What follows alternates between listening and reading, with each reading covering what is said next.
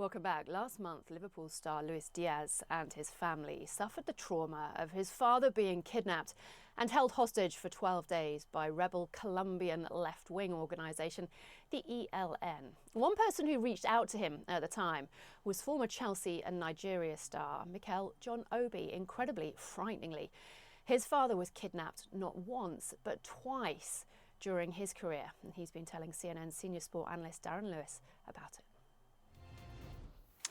Mikel, I saw you talked about empathising with Luis Diaz after his father was kidnapped.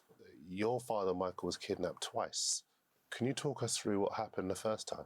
Yeah, he finished work and he was going home, driving home with his driver, and they got pulled over. A car went in front of them. They got pulled over, and yeah, he was taken.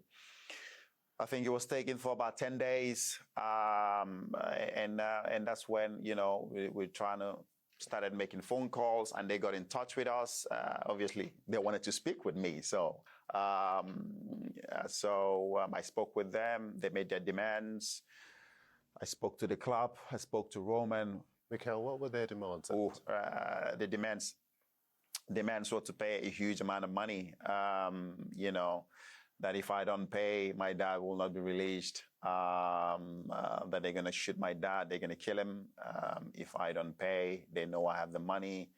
So if I want to see my dad again, I have to make sure that I bring the money. I did speak to the club, and Roman offered his help. If you need me to do anything, if you need me to send my people over to Nigeria to find your dad, I'll be willing to do that. You have that option. But if you think you pay the money, then you do it. So I finally had to pay the money, and then my dad got released. And that was the first time. Yeah, so that was a heartbreak. That was a heartbreaking moment. To be reunited, what would that have been like? Oh, that was that was tough. See your dad come out.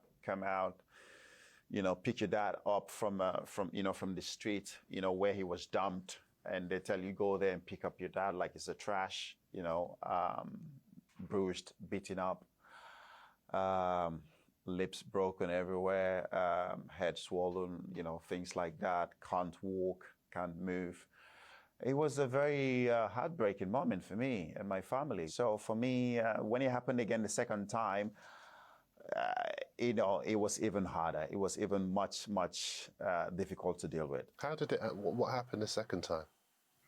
The second time was obviously I was with the national team at the World Cup 2018. We're about to play against Argentina in the knockout stages.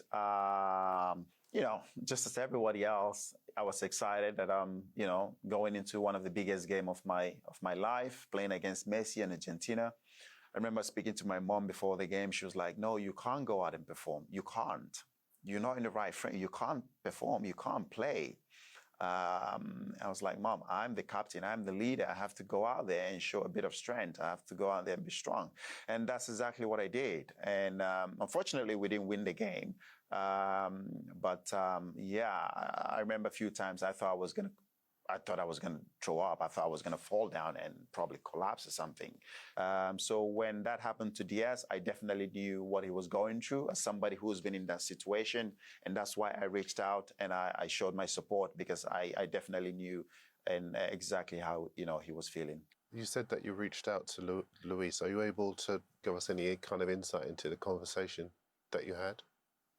No, I didn't really have a conversation with him. I just, obviously I just showed my support, my support on social media, saying how, how I feel. And I definitely know exactly what he's going through. It's a difficult moment. Again, I have to, commend him and Liverpool. I always say, when you're in these situations, you need people around you. You need people who care about you. And Liverpool showed that support. And I'm happy to see that. That's what he got with Liverpool. And eventually, his dad finally got released.